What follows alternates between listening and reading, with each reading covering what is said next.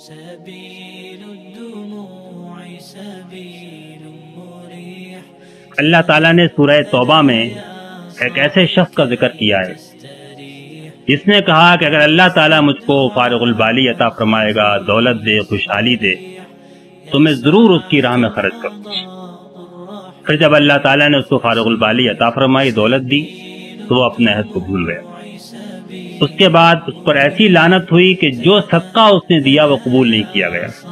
عہد رسالت میں نہ خلافت راشدہ کے دور۔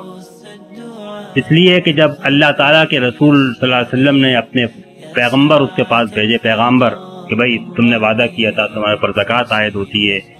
تو اس نے کہا، اس کو ٹالتا گیا۔ اس لحاظ سے آپ دیکھیں تو کتنی چیزیں ہیں جن کا ہم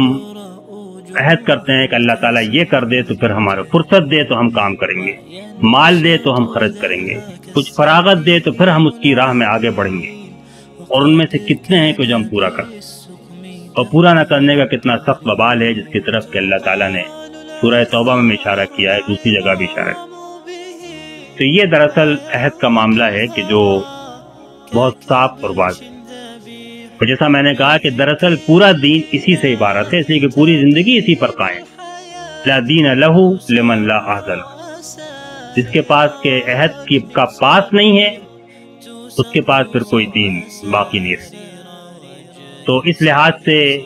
بحیثیت فرد کے خود ذاتی طور پہ، ملت اور قوم کے لیے